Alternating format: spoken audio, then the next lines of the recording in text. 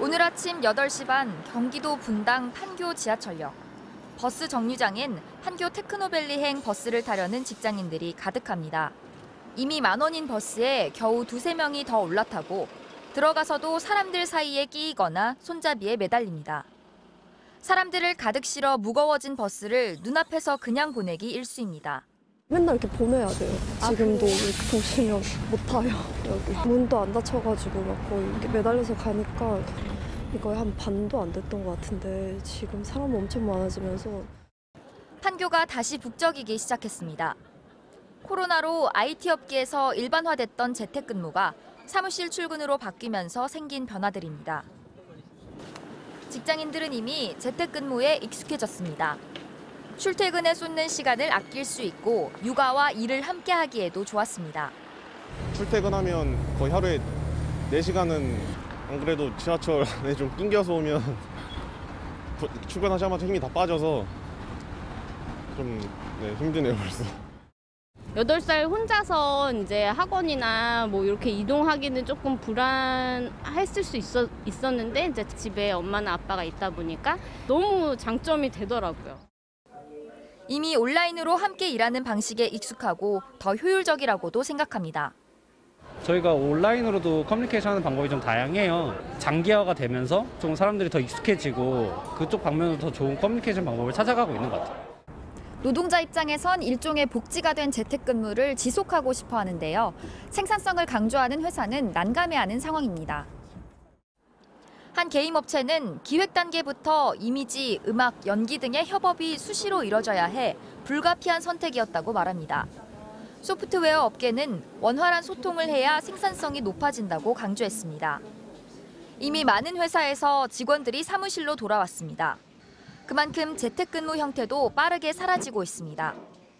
SK텔레콤은 다음 달부터 재택근무 횟수를 주 1회로 제한하고 카카오 직원들도 3월부터 사무실로 출근합니다. 원격 근무는 공감과 유대감, 협업과 커뮤니케이션 차원에서 한계점이 있다고 판단해 재택근무를 코로나로 인한 비정상적 임시근무 형태로 보는 회사와 새로운 시대에 맞춘 근무 형태로 보는 직원들 사이 일부 회사에선 이로 인한 갈등도 생겨나고 있습니다. MBC 뉴스 남여정입니다. 코로나19 때문에 반강제로 도입한 재택근무. 그런데 기업들이 재택근무를 오히려 확대하고 있습니다. 어쩔 수 없이 시작했지만 막상 해보니 성과도 나쁘지 않고 경우에 따라 더 효과적이라는 건데요. 이학수 기자가 현장을 취재했습니다. 코로나 사태 이후 일주일에 2번 재택근무를 하고 있는 직장인 김근교 씨. 볕 좋은 날엔 놀이터가 사무실이 됩니다. 아이들을 놀리고 옆에서 일하는 건데 업무에만 차질이 없으면 회사도 동료들도 김 씨가 어디에 있든 신경 쓰지 않습니다. 따로 좀 섭외를 좀 해야 될 것 같고. 네, 알겠습니다.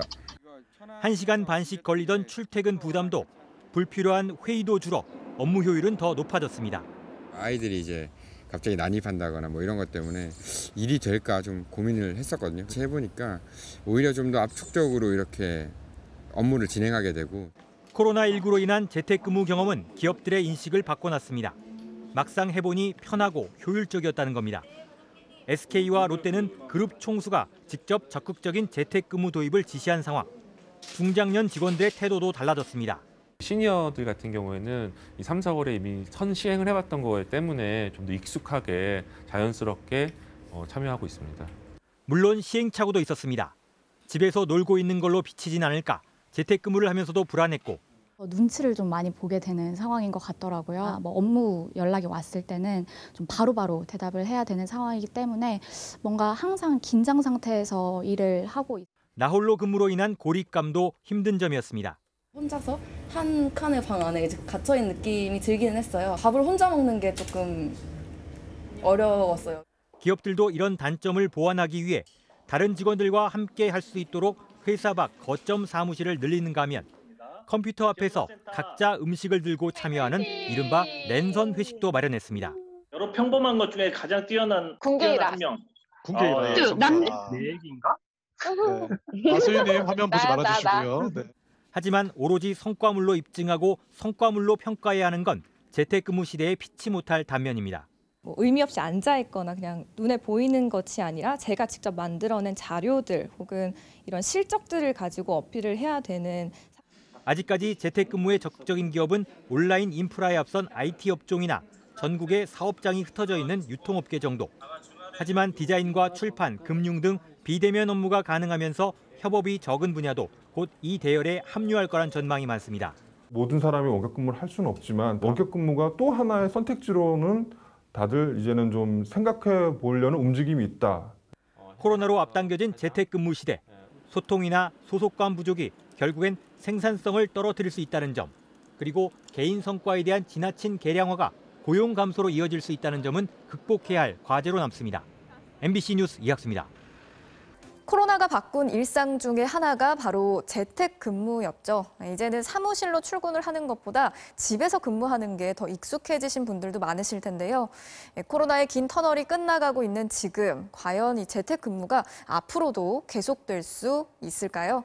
오늘 집중 취재에서는 재택근무의 미래를 짚어보겠습니다. 먼저 김하영 기자의 보도부터 보시겠습니다. 한국 최대 IT 기업 네이버. 올해 초 4,900억 원을 들인 새 사옥을 완공했습니다. 인공지능이 회의록을 작성해주고 로봇들이 곳곳을 돌아다니면서 직원들을 도와주는 최첨단 건물입니다. 팀 네이버의 각 사업 영역들은 바로 이 공간에서 앞으로 계속해서 시너지를 만들어 갈 것이고요. 하지만 고민이 생겼습니다. 코로나 2년 동안 직원들이 재택근무에 너무 익숙해져 버린 겁니다. 최근 본사 직원 4,700명을 상대로 설문조사를 진행했는데 주 5일 사무실 출근을 원한 직원은 고작 2%에 불과했습니다. 52%는 사무실과 집을 혼합해 일하기를 원했고 42%는 집에서만 일하고 싶다고 답했습니다. 재택근무가 익숙해진 직장인들, 다시 출근하는 게 쉽지 않습니다. 좀 많이 아쉬운 것 같아요. 출퇴근 시간에는 아무래도 10,000원 지하철에 낑겨 탈 때가 많으니까. 개발자 구하기 어려운 IT 기업은 아예 재택근무를 채용 조건으로 내걸기도 합니다. 판교에 있는 NHN 클라우드. 개발자를 뽑으면서 일주일에 하루만 출근하고 주 4일 재택근무를 조건으로 내걸었는데 지원자가 평소보다 5배나 늘었습니다. 송도에서도 출근하신 분이 계세요. 그러면은 매일매일 출근에만 소요되는 시간이 3시간, 4시간 정도 되거든요. SK텔레콤도 재택근무를 계속하기로 했습니다. 집에서 일하기 어려운 직원들을 위해 신도림, 일산, 분당에 사무실도 새로 열었습니다. 멀리 있는 직원들과 회의할 때는 메타버스에서 만납니다. 정말 회의가 가능할까? 직접 해봤습니다. 일산 사무실에서 분당 사무실에 있는 직원과 메타버스에서 만나 인터뷰했습니다. 좋은 점이 있다면 어떤 게 있을까요? 일단 출퇴근 시간 절약이 가장 크고요. 지하철로만 한 50분 정도 걸리거든요. 가까운 곳에 사무실이 있어서 거기 가서 근무를 하면 일단 가장 좋고요. 마치 옆에서 대화하는 것 같습니다. 고생하셨습니다. 하이파이브. 하지만 모든 기업들이 다 재택근무를 계속하는 건 아닙니다.